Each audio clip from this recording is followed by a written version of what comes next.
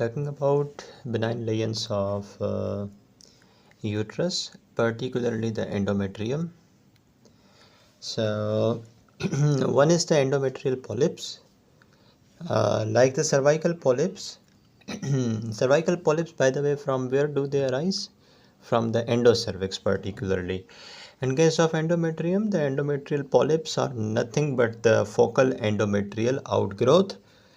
If this is your endometrium lining the cavity, this is the fallopian tube, this is the fundus, and here comes your endometrial polyp coming out of this very large polyp, obviously.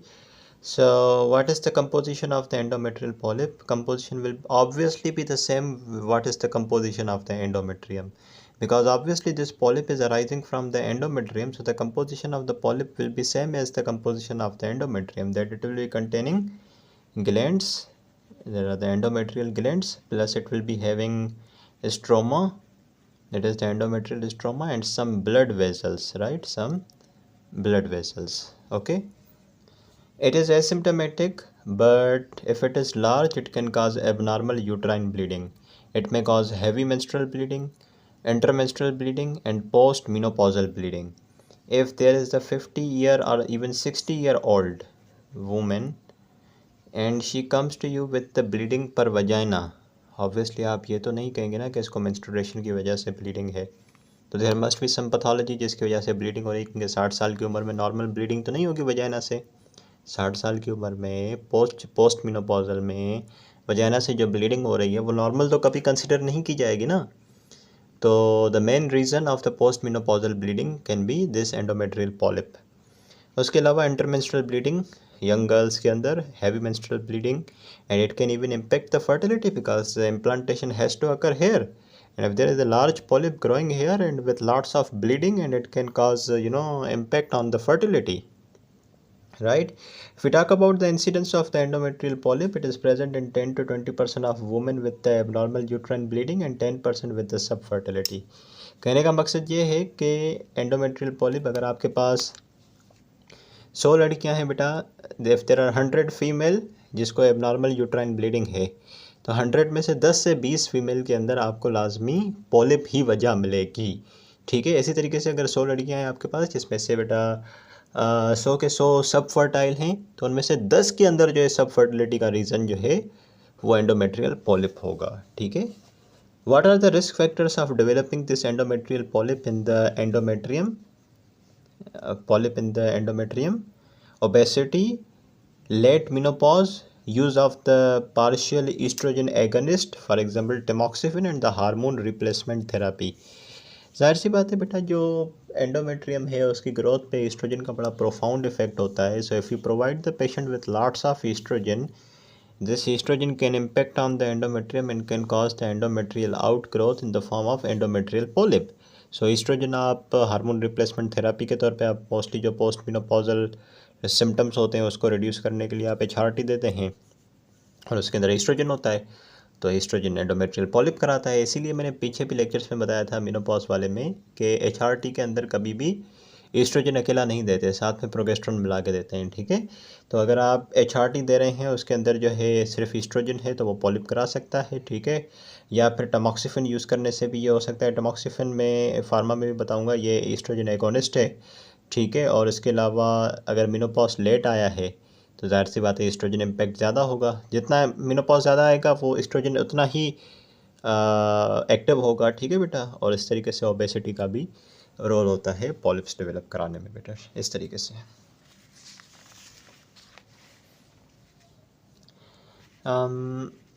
Endometrial polyps, there is a good news, they are insensitive to cyclical hormonal changes. So अगर कुछ ऐसा होता तो फिर तो बहुत मसला था, लेकिन if this is the uterus, particularly the endometrium, and this is the polyp coming out of the endometrium, and this is insensitive to the cyclical hormonal changes. Through out the cycle क्या होता है बेटा, endometrium पे oestrogen act करता है, endometrium पे progesterone act करता है। ठीक है, लेकिन ये जो पॉलिप है ये इनसेंसिटिव होता है, ना इस पे एस्ट्रोजन इसको मज़ीद अफेक्ट कर सकता है ना प्रोगेस्ट्रॉन। अगर ऐसा होता तो आप खुद सोचें, साइकिल के जो अप टू 12-13 डेज़ होते हैं from day 6 to day 12 13 there is high estrogen levels. So it if it was estrogen sensitive, then it could be very much lethal. Yeah, look, you can imagine about it. By the mercy of the Almighty, this endometrial polyp is insensitive to hormonal changes. अगर ये sensitive होता तो क्या होता? For एक minute के लिए आप सोचें ज़रा, अगर ये हार्मोन सेंसिटिव होता जो मंथली साइकिल के हार्मोन्स हैं, तो फिर इस पे भी एस्ट्रोजन एक्ट करता और ये भी ग्रो करता, और फिर एंड ऑफ द साइकिल के जो 10-12 दिन होते हैं ल्यूटियल फेस में, प्रोजेस्टेरॉन ना सिर्फ एंडोमेट्रियम पे एक्ट करता बल्कि प्रोजेस्टेरॉन इस पे भी एक्ट करता, और अगर इस पे एक्ट करता तो इसमें भी वस्कुलैरिटी डेवलप होती, और फिर जब प्रोजेस्टेरॉन विड्रॉल होता तो ना सिर्फ ये जो लाइनिंग है एंडोमेट्रियम वो ब्लीड करती बल्कि ये पॉलिप भी ब्लीड करता। तो ये तो बहुत ख़तरनाक बात हो जाती। लेकिन this is insensitive to cyclical hormonal changes, इस वजह से ना ये साइकिल के साथ ग्रो करता है ना ये साइकिल के साथ ब्लीड करता है। अनस्केड्यूल ब्लीडिंग करा सकता है, किसी भी वक्त करा सकता है, ठीक है। उसको तो उसके ज़ाहिर सी बात है रप्चर होने की वजह से या इसकी इस्कीमिक नेक्रोसिस की वजह से। दो तरह के पॉलिप होते हैं, तो मैं तुम्हें बता चुका हूँ बेटा। पेडंकुलेटेड होते हैं जिनकी नीचे स्टॉक होती है, और कुछ होते हैं सिजाइल जो कि अटैच होते हैं सरफेस के साथ, उनकी स्टॉक नहीं होती।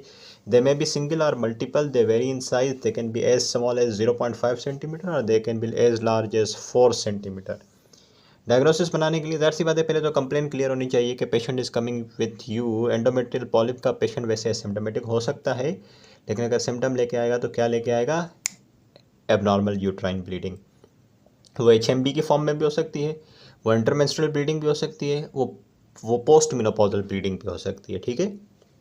डायग्नोसिस के लिए ट्रांसवजाइनल अल्ट्रासाउंड स्कैन करते हैं, नीचे से जाते हैं वजाइना के थ्रू, ऊपर देखते हैं एंडोमेट्रियम में और आपको इतना बड़ा पॉलिप दिख जाता है, ठीक है। या ट्रांसवजाइनल अल्ट्रासाउंड के अलावा most accurate tests are, one is the OPH, that is the out patient hysteroscopy, and another is the saline infusion sonography. ये दोनों बहुत ज़बरदस्त टेस्ट हैं, जिससे बात यह है कि दोनों के अंदर जो यूट्रस है वो बहुत अच्छा दिख जाता है। जब यूट्रस बहुत अच्छा दिखेगा तो पॉलिप तो आसानी से दिख जाएगा।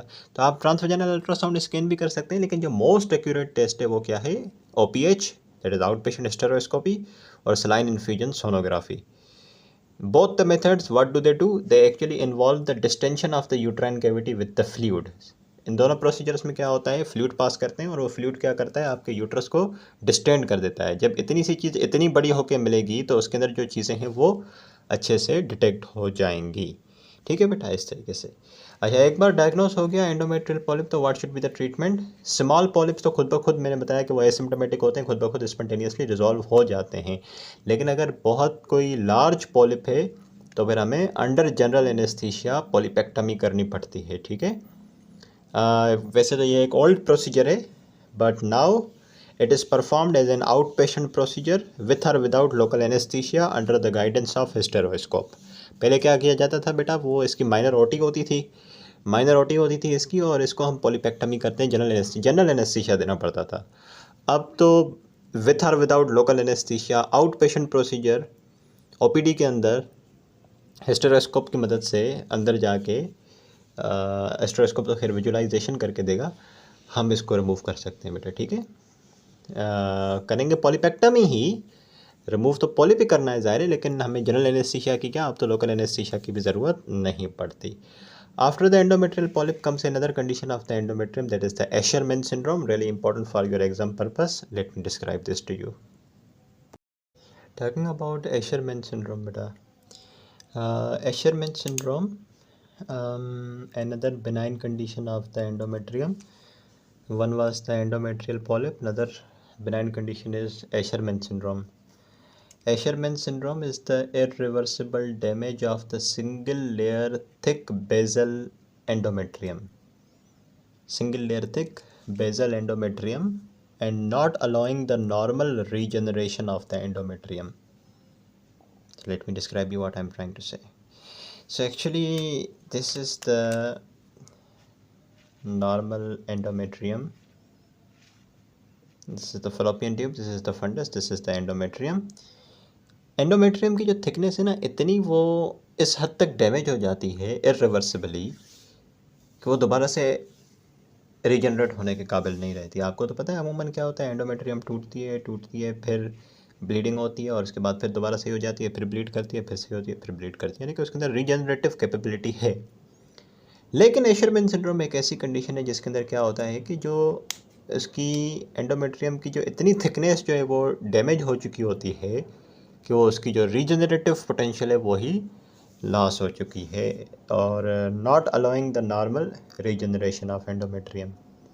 ठीक है, and as well as there is the endometrial cavity having showing fibrosis and some adhesions, resulting in the reduced or absent menstrual shedding and infertility. What I am trying to say, listen to this with focus. Asherman syndrome is the combination of two things. Number one, that there is degeneration or the irreversible damage to the endometrial lining, और इतना damage है कि उसकी जो regenerative capability है अब वो नहीं रही। ठीक है, ऐसा नहीं है कि अगर ये डैमेज हो गई तो दोबारा रीजनरेट हो जाएगी, नहीं, इतनी थिकनेस डैमेज हो चुकी होती है कि दोबारा रीजनरेट नहीं कर पाती। इसके साथ आपको फाइब्रोसिस मिलेगी एंडोमेट्रियल कैविटी में, फाइब्रोसिस के अलावा एडहेशंस मिलेंगी, दूसरे पेल्विक ऑर्गन्स के साथ एडहेशंस भी मिलेंगी।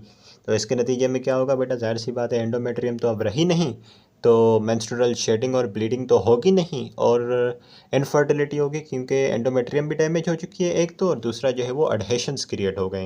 एडहेशंस क्रिएट होने की वजह से पेल्विक ऑर्गन्स आपस में टाइट हो गए, अडेयर हो गए हैं, और वो मोबाइल नहीं रहे, जिसकी वजह से फर्टिलिटी पॉसिबल नहीं। ठीक है, question is why Asherman syndrome? Why there is irreversible damage to endometrium and everything, fibrosis, adhesions? Well, it may be after pregnancy due to endometritis. Yeah, by the way, endometritis occurs in pregnancy as one of the complications or something you see in the early or late pregnancy. There is endometritis, that is the inflammation of the endometrium, and after endometritis in pregnancy you can see Asherman syndrome, right? So one reason behind the Asherman syndrome is after pregnancy due to endometritis. Another reason, that's a really important reason, that is the increased curettage of the uterine cavity during the surgical management of the miscarriage or secondary postpartum hemorrhage. यानी कि hydrogenic cause, अगर एक female patient है जिसको PPH हुई है, that is the postpartum haemorrhage, या फिर उसका मिसकैरेज हो गया, एबॉर्शन हो गया है, तो दोनों ऐसे प्रोसीजर्स हैं, PPH हो या फिर मिसकैरेज हो, दोनों में आपको इंस्ट्रूमेंटेशन करनी पड़ती है वजाइना के थ्रू, अंदर यूट्रस में इंस्ट्रूमेंटेशन करनी पड़ती है, तभी तो मिसकैरेज के प्रोडक्ट्स आप बाहर निकाल पाते हो, या फिर पोस्टपार्टम हेमरेज होती है तो उसको रोक पाते हो। बगैर इंस्ट्रूमेंट अंदर डाले हुए आप तो नहीं कर सकते सही PPH को और मिसकैरेज को। तो आप जब इंस्ट्रूमेंट अंदर डालते हैं तो अंदर डालने के बाद उस इंस्ट्रूमेंट की वजह से अगर आपसे ज़्यादा करेटेज हो गई, ज़्यादा जो है एंडोमेट्रियल थिकनेस कट गई, तो लिखा हुआ ना देखें, increase curettage of the uterine cavity during the surgical management of the miscarriage और द सेकेंडरी पोस्टपार्टम हेमरेज, तो आपने ज़्यादा करेटेज कर दिया। फ़र्ज़ करें ये एंडोमेट्रियल थिकनेस थी बेटा, ठीक है, और अगर आपने during the management of the miscarriage और पोस्टपार्टम हेमरेज सर्जिकल करटाच कर दिया और इतनी थिकनेस जो है आपने उड़ा दी, तो पीछे जो थिकनेस बच गई वो बहुत कम है, और ये आपने इतनी उड़ा दी कि ये इरिवर्सिबल डैमेज हो गया, और जो बहुत पीछे जो थोड़ी सी थिकनेस बच गई है, it does not have any reproductive potential, right. So पहली चीज़ तो ये है कि endometrial inflammation, that is the endometritis in pregnancy, it can also lead to Asherman syndrome. Number 2 is the iatrogenic cause. आपने मिसकैरेज को ट्रीट करने के लिए या पोस्टपार्टम हेमरेज को सही करने के लिए जब आपने इंस्ट्रूमेंटेशन की, करटाज किया, तो आपने इतनी बड़ी थिकनेस उड़ा दी एंडोमेट्रियम की कि अब वो इरिवर्सिबली डैमेज हो चुकी है, and the regeneration is not possible. So I hope you are clear with this बेटा। So therefore you need to adopt the conservative or less traumatic surgical approach to manage the retained products of conception and to prevent the scarring and the endometritis. कहने का मकसद ये है बेटा, क्योंकि आपको पता है कि अगर आप पोस्टपार्टम हेमरेज को, मिसकैरेज को ट्रीट करने के लिए आप इंस्ट्रूमेंटेशन करते हो through vagina, you go into the uterus and it is possible you may damage to the endometrium and can cause Asherman syndrome.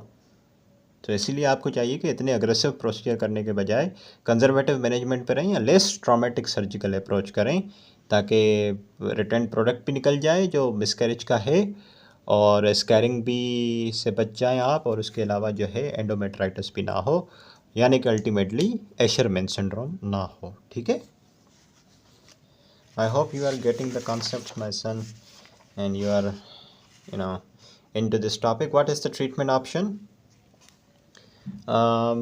There is the hysteroscopic surgical technique, in which what you do is break down the adhesions. What was the complaint in case of Asherman syndrome? The complaint was, look, this is the uterus, particularly the endometrium. This is the tube, this is the fundus. The complaint was a big portion of the thickness of the endometrium is lost. Number two thing, there is the fibrosis. There are adhesions. Only thing you can do in the treatment is you just remove these adhesions, ताकि जो दूसरे pelvic organs के साथ ये अडहेरेंस हो गई है वो ख़त्म हो जाए एटलीस्ट, और जो आपका एंडोमेट्रियम है वो मोबाइल हो जाए वापस से। तो अडहेसियोलिसिस करते हैं वो स्टेरोस्कोप के थ्रू। आप ज़्यादा स्टेरोस्कोप आपको विजुलाइज करके देता है और आप अडहेशंस को तोड़ देते हैं, ख़त्म कर देते हैं। लेकिन इस ऑपरेशन के अंदर यूट्राइन ट्रॉमा का बहुत ज़्यादा रिस्क होता है। सो फार वी डिस्कस बेटा the benign conditions of the cervix. Benign conditions of cervix के अंदर हमने क्या डिस्कस किया? एक तो हमने डिस्कस किया बेटा, एक था सर्वाइकल एक्ट्रोपियन, उसके अलावा नेबोथियन पॉलिप्स और follicle, nabothian follicles obviously, endometrial polyp और सर्वाइकल पॉलिप और सर्वाइकल स्टीनोसिस।